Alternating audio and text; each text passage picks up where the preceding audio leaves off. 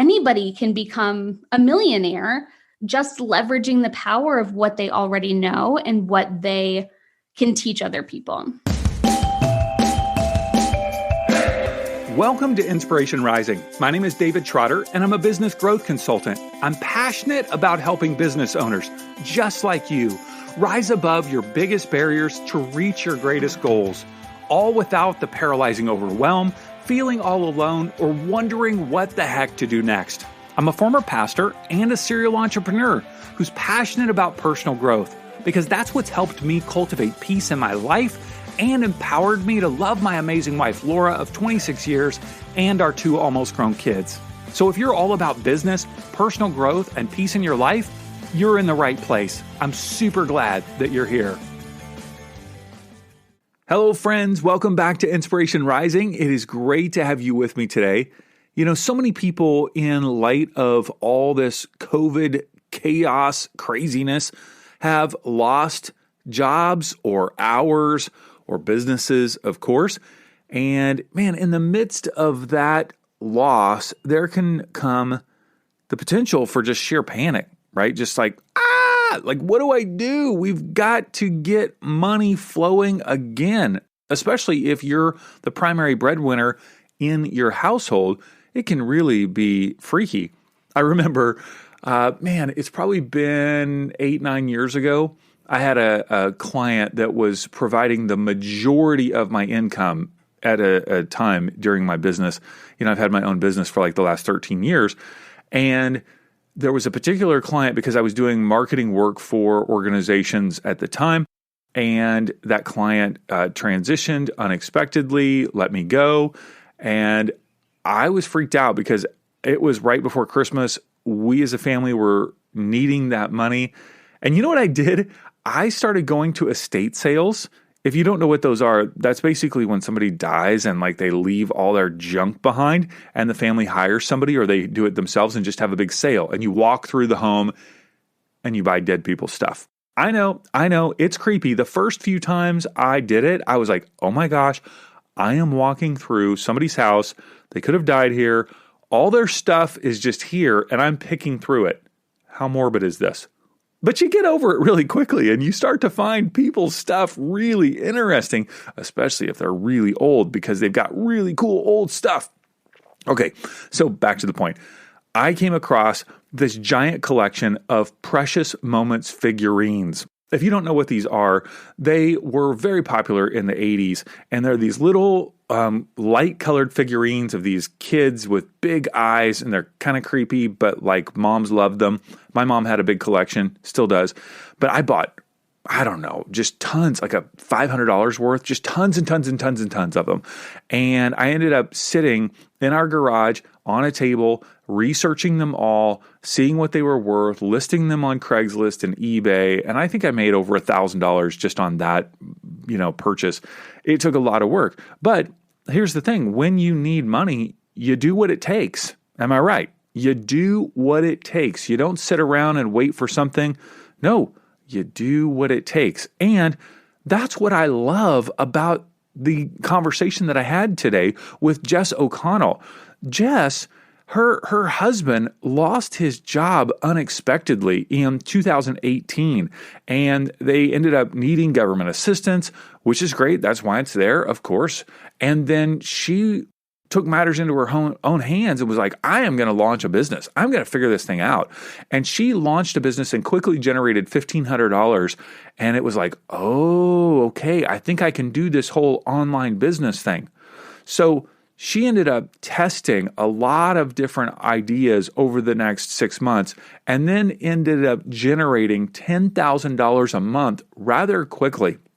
Now, she has become a launch strategist. What that means is that when you have an online course or product or service, and rather than just putting it up on the interwebs and hoping people will find it, you create what's called a launch. It's when you gain attention, you draw attention to whatever it is that you're trying to help people with, and then you push it out to the world for a short period of time so that it's only available for, let's just say, a week or 2 weeks, and then you close the cart, close the doors so that people can't buy it anymore until the next launch. So it's a specific type of strategy in order to present a product or service to the world. Jess is an expert when it comes to launching. So she has obviously been very successful herself, and now she's helping other entrepreneurs become successful. So I am excited for you to not only hear her story, but you to learn from her about the power of launching. Okay, so let's jump into this conversation with Jess O'Connell. Jess, thanks so much for taking some time to hang with me today. I appreciate it. Thank you so much for having me. Yeah. Okay, so first of all, if you're listening, you have to go check out Jess's website, jessoconnell.com, just because it's beautiful. It's just, I love her logo. It's got these little stars all over it. It's got a cool O, and it's beautifully coordinated, of course. Okay, so now that we like your website, we're ready to like you. Like, Yes. tell us about your story. How did you get into focusing on helping people launch their online business? Yeah, this is such a good question. So I actually started my business at the start of 2019 after my husband lost his job. So I had been kind of playing business at that point in like a little MLM, and I was doing enough that I felt like I was being productive, but I just was really holding myself back. And at that point, like I was a stay-at-home mom of two. I had a 3-year-old and a 6-month-old baby, and Whoa. I didn't really need to work. Like we Okay. were fine. And my husband lost his job unexpectedly. And I realized like in that moment, it was kind of that thing that shook us. And I was like, wait a second, like somebody can take away our entire security at a whim. And it like awoke something inside of me where I was like, I'm not okay with somebody deciding that we're disposable and our entire life goes away. Mm. And that was what really woke up the entrepreneur in my heart that was like, you know what, you could be doing so much more than this. And I was like, yeah, you know what, you're right. So I actually started my like online life as a blogger back in like 2012 when blogging was all the rage. And I had turned that into a coaching business with that multi-level marketing company. And I really like had a knack for growing communities online, growing a following, and the whole thought leadership thing around blogging. And that was when I really started to lean into teaching people how to grow a following, how to grow thought leadership. And I started launching my own programs. And I realized that I was kind of good at it. In my first program launch, I did not have a flopped launch. A lot of people, the first time they launch something, it totally fails. And that was not the case for me. I had like 25 people join. I made $1,500 and it was like, holy cow, this is a thing. And so I just kept doing it. And I started to ask myself this question of like, okay, I have this little thing going. I'm making a couple thousand every time I launch. But like, what are the people who are making a couple 100,000 doing? What are the people who are making $1 million doing that I'm not doing? And so I got really curious. And that's what really started like my obsession with launching and figuring out what made them different from what I was doing and how were they building these massive audiences and launching to them. And I took down notes. I studied what other people were doing. I implemented into my own business and saw massive growth. I took one program from a $3,000 launch to an $8,000 launch to a $47,000 launch. And what was that? What was that product that you were selling? Yeah, it was a product teaching people in the MLM that I was previously how to sell, basically, how to serve their audience. And connected to the direct sales MLM. Okay. Yeah, absolutely. And so using that and kind of growing that little side of my business, which is where I started, I was able to really hone in on launching and then teach people how I was able to scale that. So good. What an amazing story. I love that. And that's, I think for a lot of entrepreneurs in the online space, you start with one thing and it kind of morphs and it morphs and it morphs and you kind of find your niche of like what feels good and also what's resonating with the world at large. My guess is that if you're listening to this podcast, you feel inspired to do something great in this world. Maybe you feel a divine calling to use your wisdom, experiences, and heart to help other people. Am I right? Yeah, of course you do. Maybe you're already a coach or a healer, but you're having trouble getting your online business started. Or maybe you have an expertise to offer, but you're just not sure how to go about getting clients online. Here's the deal. It is time to stop procrastinating. And here's the reason why. Because our world needs what you have to offer.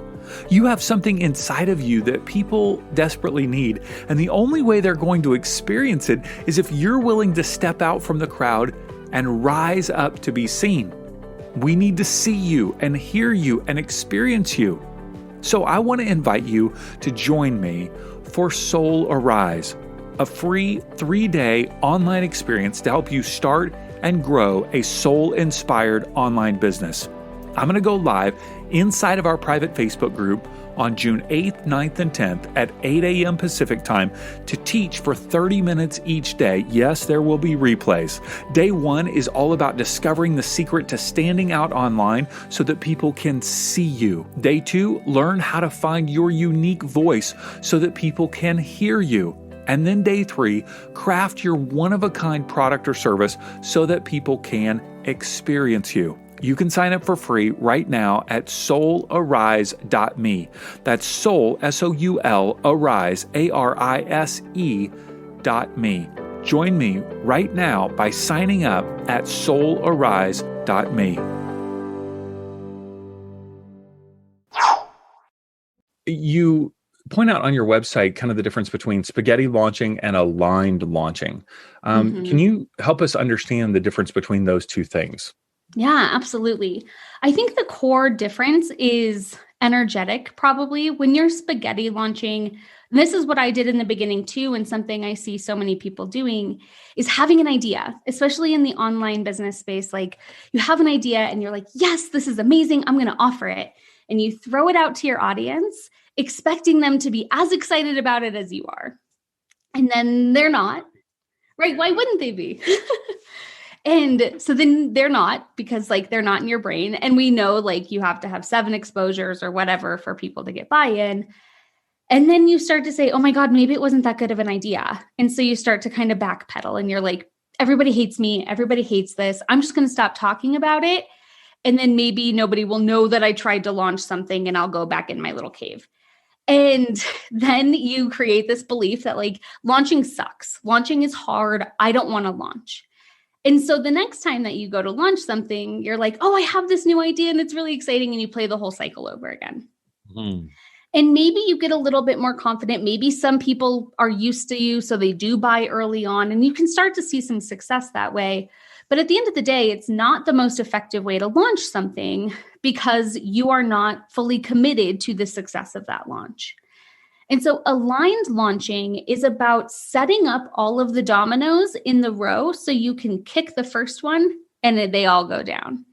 And so those dominoes are like attracting an aligned audience, creating a desire and demand for the solution that you have that you're going to offer them later, and kind of setting up this expectation that, hey, I have a solution. You already want it and they want it by the time you offer it. And then the last piece of that is really following through, being committed to the launch and having a plan the whole way so that you're not just throwing it out to your audience and hoping for the best. You have a sales page and a launch mechanism and a email sequence and all of these things in place so that you're not kind of building the plane as you're flying it.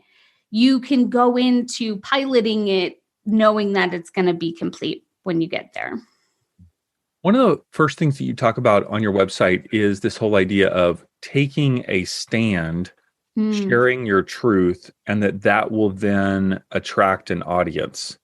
What does that mean? Take a stand, share your truth, attract an aligned audience. Yeah, this is such a big thing. And I think especially in the online business space, we tend to follow what we see other people doing.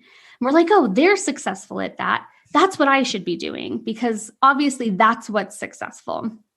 And at the end of the day, if you have a desire to be a thought leader, if you are like a blogger or somebody with an audience and you're sharing a message, you gained that audience because you were sharing something that was deep inside your heart. It was your deeper purpose. It was the thing that lights you up to talk about. And as entrepreneurs, that thing can move and shift and change as you see and do more things, as mine has as well.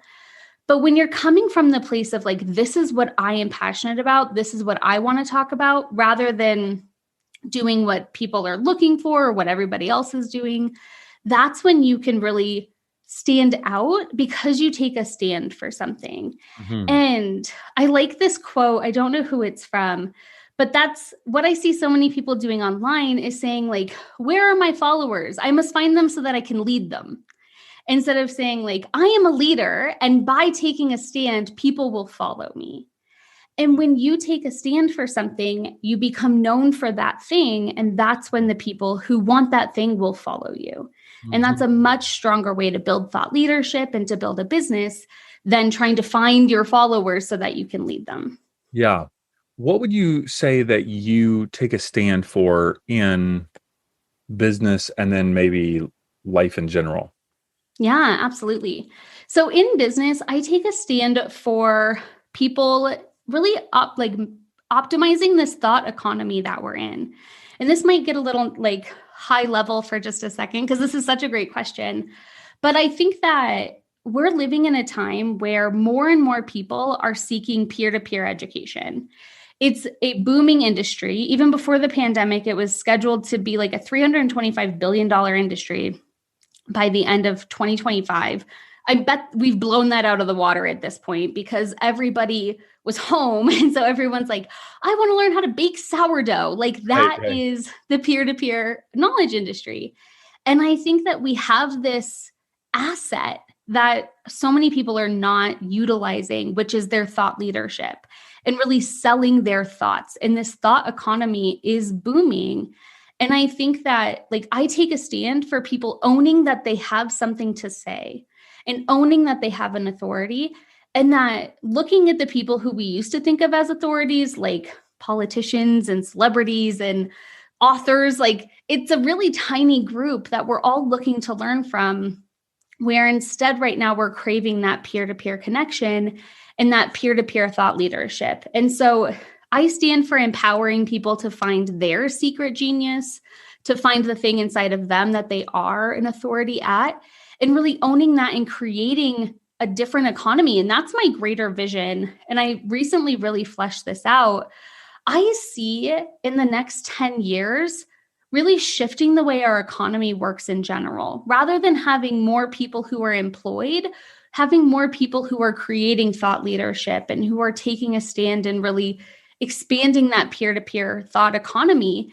And anybody can become a millionaire just leveraging the power of what they already know and what they can teach other people. Mm-hmm. That's big. That's big. Yeah, taking a stand. And so that then, with taking a stand on that perspective on life in terms of like thought leadership and the thought economy, then your unique way of helping that kind of come into fruition, come into the world, is helping people with their launching of their products and services or whatever it is. Yeah. It's really easy to have an idea. It's really hard to take that idea and turn it into money.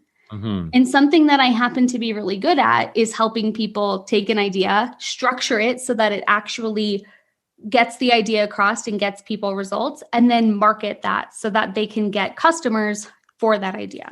Mm-hmm. At what point of the journey do you feel like you're best equipped, or you want to help people, kind of in that process? Is it at the idea phase? Is it after they've already created the course? Is it before they have the client, the audience, after they have, like, what's your sweet spot of helping people?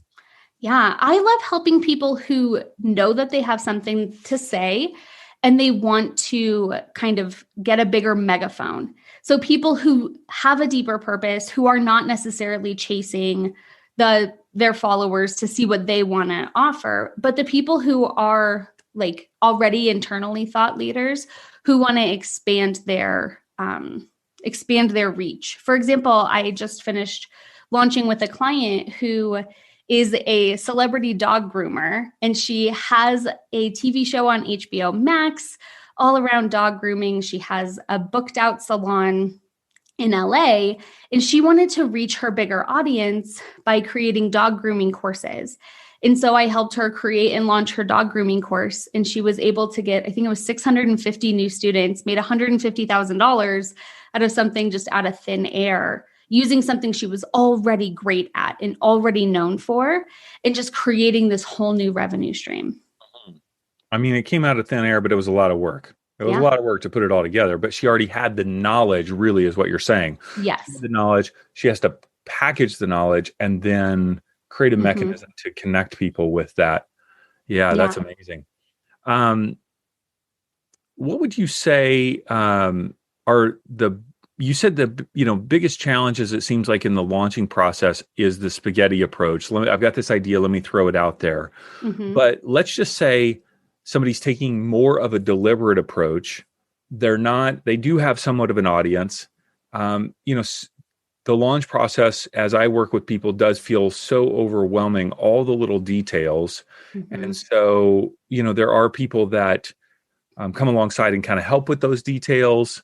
I'm hearing you seem a little bit more high level than just like, I'm going to help you as a VA be, doing details. You're helping them really master plan the whole thing and strategize the whole thing. But what would you say if somebody, maybe somebody doesn't have the money to invest in you? Because I'm assuming you work on a flat fee versus a percentage on the backside.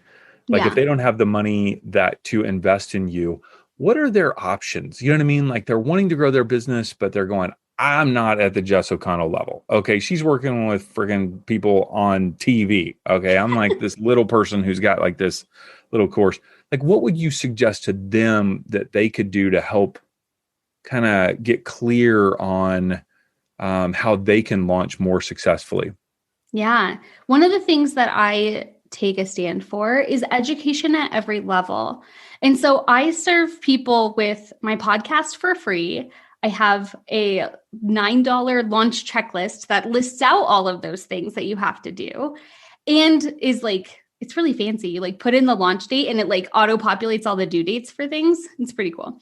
But like, so serving people at a $9 price point all the way up to working as like a launch mentorship at like a $12,000 price point. So I think that that's something that I teach people too, is how to create levels for the people that you work with so that you can help people where they're at and then help them grow up to that next level. Because as you are growing and learning, you might want more levels of commitment or deeper like connection with somebody. And so really creating those different levels is really important to me.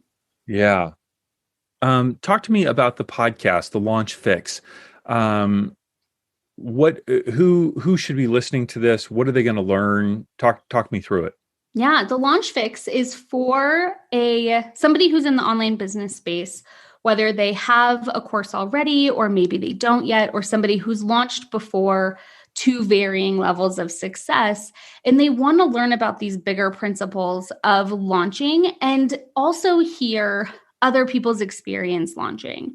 Something we're bringing onto the podcast here soon is regular launch debriefs, where I sit down with everyday entrepreneurs and talk about their $100 launch or their $100,000 launch, their $1 million launch or their $1,000 launch, and really looking at the numbers, looking at what it took, and most importantly, looking at the lessons that you learned in that process through like every single level. I think there's so many people who are starting out at launching and they're like, yeah, I see this person had a $70,000 launch, but I'm not there yet. And so they start to feel like, well, maybe that they're not successful because they haven't done that. And I've had the $1,000 launch. Like that's how I started my business, and it changed my life because I celebrated that and I didn't look at it as a failure. Mm-hmm. And so I want to highlight people at every single level so that you can see somebody whose business looks like yours at the level you're at, and you can still learn from that and move forward. Mm-hmm.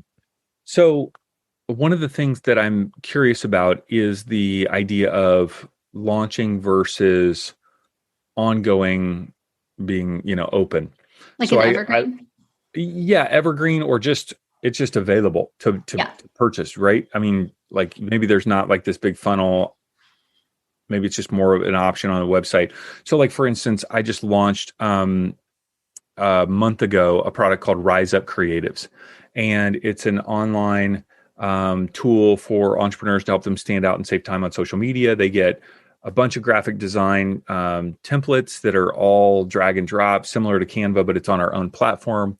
They get monthly 31 lifestyle images, and they get monthly 31 customizable captions. Nice. So all this together, and we help them. Right. So I am definitely no expert on launching. Let me tell you, I have done it, and I've, not had big launches. I've had, no, and then kind of okay launches. Yeah. So one of the things that I wrestled with was, do I do this as like, because I see some people, i.e. like a social curator, which you may be familiar with Jazz Star. She does these big launches, right? That's her whole strategy. Whereas Canva, right? They don't do launches. It's just open all the time. Yeah. Right. So I kind of did a launch, both US and Filipino audience, Southeast Asia, and was okay. Now it's just open and available, but I'm then partnering with some brand ambassadors to do kind of almost like a webinar that talks to people about social media and then invites them into a 7-day free trial or something like that. Yeah. Do you see that an option for a hybrid model where there are launches, here and there, where it's always, or is it just like cart open, cart close? You find that that's the very best approach to any product or service? This is such a good question. I think it really depends. So I also have a membership model. It's kind of like a back-end membership for an offer that I have. And it's something that I've never launched. It's an upsell to another product. And so like you can order bump it on the sales page, or if you're in the product, I kind of regularly mention it and am enrolling people casually that way. I think that works because the monthly deliverables change. And so if you have like, okay, it's July, like here's the July package, I think you have an opportunity with like organic marketing to create desire and demand for that. And then that's kind of the scarcity, right? They want to get in for the July package and creating desire for that. I love the idea of doing like joint venture webinars and kind of utilizing other people's audiences to bring it in. But I think that there should be some kind of like reason for people to join now. And I think that you get that a little bit with the scarcity of the monthly theme. Does it change monthly, or is that how that works? Yeah, it changes monthly. And unlike like Social Curator, once you get that month, if you don't enroll, then you have to pay $50 for the previous months. And so what we're doing right now is offering them the 2 previous months are just always included. So, if you enroll in June, you get April and May, that are just there available to you. So, yeah. Gotcha. Okay, cool. Are you driving traffic to that in any specific way, or is it just kind of sitting on your website? Right now it is, because we just literally just created this a month ago. So I'm frankly just finding my way, and had a big push in the beginning, put, money toward Facebook ads and so forth. And then, so now I've been focused on the joint venture, developing the relationships. I've been on, probably 30 podcasts, talking about it, giving away the free 7-day free trial. So right now I'm not running ads to it. I spent so much time creating it. And now I know I did it a little backwards. Now I'm actually, more marketing it. Yeah. So, yeah. No, I think that's interesting. I think that now that it's created, you have the opportunity. Sorry, I have like a tickle in my throat. No worries. To drive traffic to it. And so maybe that is through like a tripwire funnel where you have like a freebie that you run Facebook ads to. And then on the back end of that freebie, you're offering, hey, try 7 days for free. And you could even do like 3 templates as the freebie, and they get 3 captions and images or whatever. And then the back end is like, hey, try our free trial or join for 50% off for your first month or whatever, like a way to capture them. So what I like to think about, and I think this is important in all marketing, is like, what is the carrot that will attract the rabbit that you want to catch? Yes. And so thinking of like either low level offers, like a self-liquidating offer funnel or like a $9 launch checklist, is what is the carrot that if they bite that carrot, they're going to be aligned clients for the greater offer. Mm-hmm. And so thinking like, what is the carrot I can create that I can then generate like traffic to, either through podcasts, social media, like all the organic methods, or even through paid advertising, which I'm a big fan of Facebook ads, and getting people into that carrot so that you then can move them down that rabbit hole to your offer. And so I think that that could be a great way to do it. And maybe you have like that monthly scarcity where here's your Facebook ad strategy. You run it to a freebie with a tripwire into either 50% off the first month or like a 7-day free trial. And then you retarget the people who see that ad with the monthly theme. And every month you change it and you're like, hey, July, we're talking all about this, like get these blah, blah, blah. And I think that with that, you'll start to generate that buzz and bring in that consistent revenue without having to launch it. Have you heard about the new Clubhouse social media app? I know. One more app to deal with, but this one is very different. I think it could really help you grow your business. Now, to help you understand the basics of the app and how to leverage it for your business, I've created a free video called Clubhouse 101, and you can watch it at insporising.com/Clubhouse 101. I'll show you all the screenshots from the app, how to use it, and the 5 ways that I believe are the secret to growing your business in 2021. Check it out. It's absolutely free at insporising.com/Clubhouse 101. For people that aren't familiar with the term tripwire, do you mind explaining that? Yeah, absolutely. I'm not exactly sure where the term originated, but what it is an Probably offer immediate. Huh? Probably the Vietnam War. Probably, right? It's true. It's the thing that like, if you kick it, it explodes, which is not the most empowering thing, but in marketing terms though, immediately after either a low cost or free offer, the thank you page, instead of just saying like, thank you, check your email, is another offer. And the mindset behind this is that like it gives people buy-in. So if they've opted into the freebie, they obviously have the problem that you are then solving. And so putting that offer immediately in front of them kind of gives them, they're like, oh, I want this solved. And it's like, do you really want it solved? And so they're more willing to pay at that moment. Another way that people are doing this right now is with a self-liquidating offer funnel, which is a low-cost paid offer followed by a higher ticket paid offer, which kind of like transitions that. And the intention behind that is that buyers are more likely to buy. And the reason why it's called self-liquidating is? Yes, because the ads for it are expensive.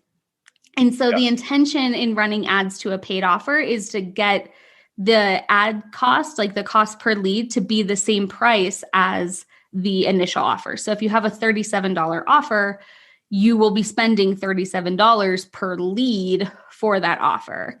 And this can freak people out. In fact, it has freaked me out in the past. Yeah, it is freaky. Yeah. You're not supposed to spend that much money on Facebook ads. And you're like, oh my God, I'm spending like $100 a day and I'm getting like 2 purchases.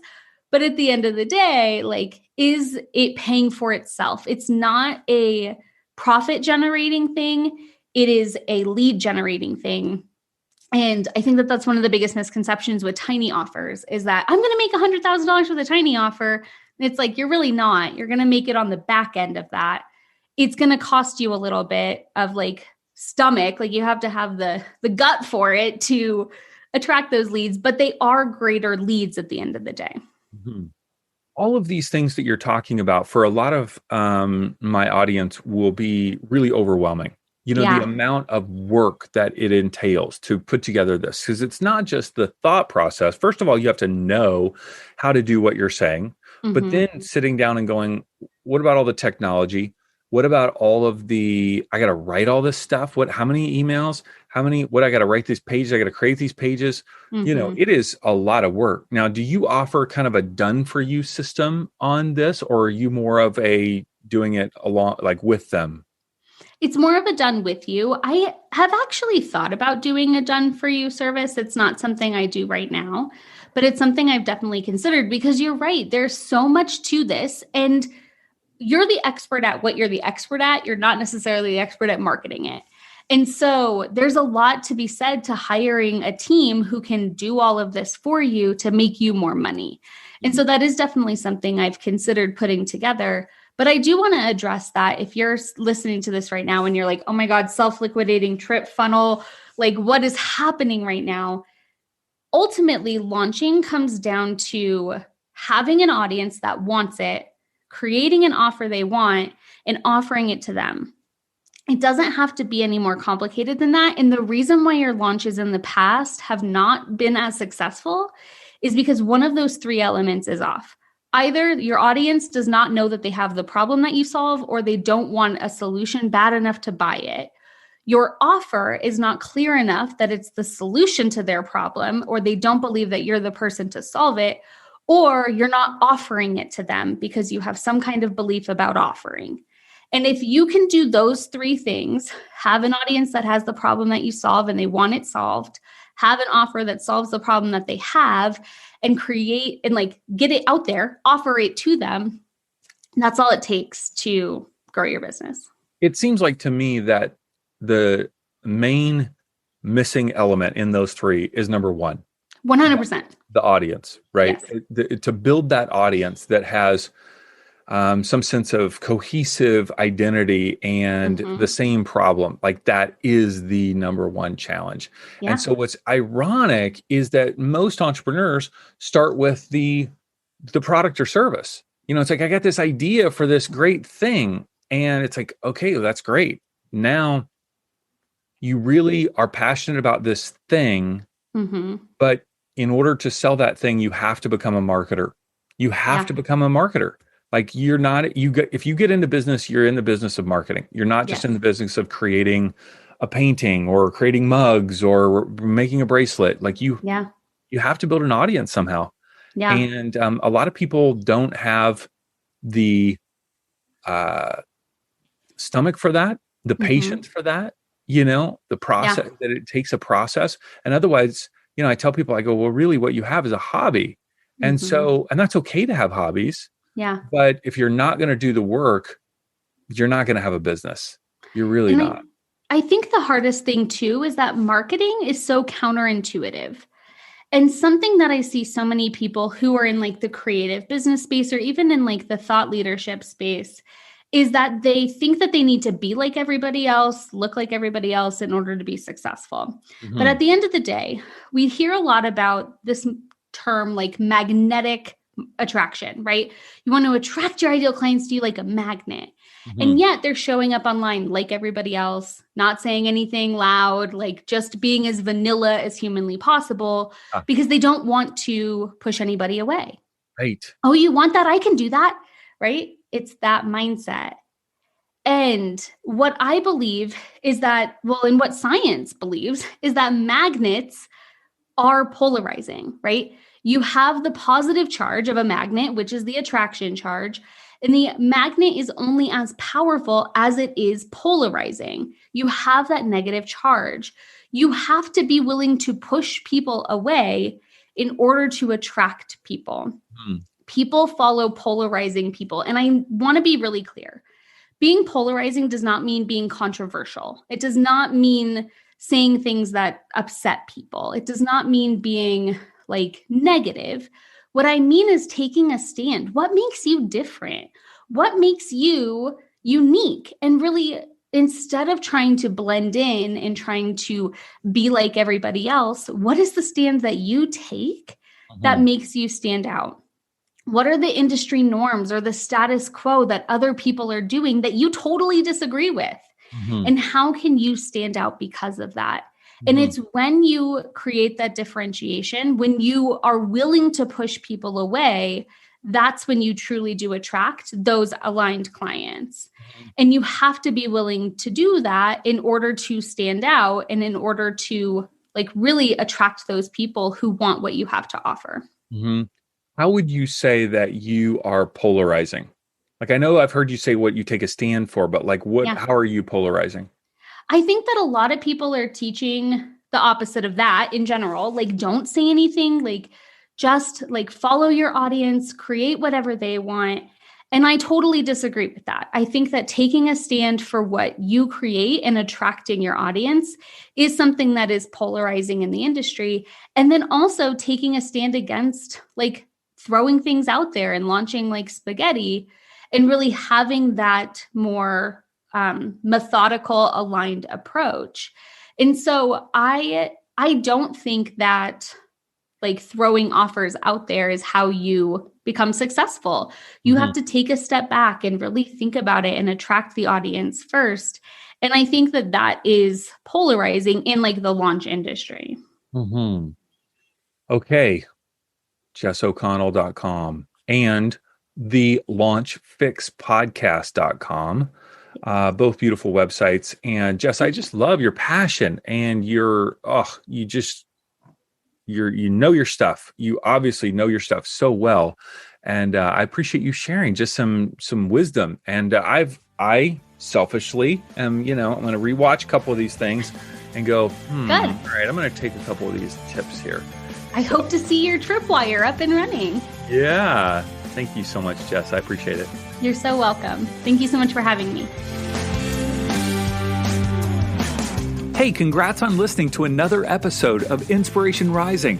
Why congrats? Because you're pouring education and inspiration into your mind and heart. And that's something we all need if we're going to grow our businesses and reach our goals in life. Now, if you enjoy Inspiration Rising, do us a favor, share it with a friend. Take a screenshot of your favorite episode and text it to them. Tell them to search for Inspiration Rising on their favorite podcast app and click subscribe. I want you to know today that you're inspired, empowered, and loved. Not because of the way you feel or what anyone else says about you, but because that's your true identity.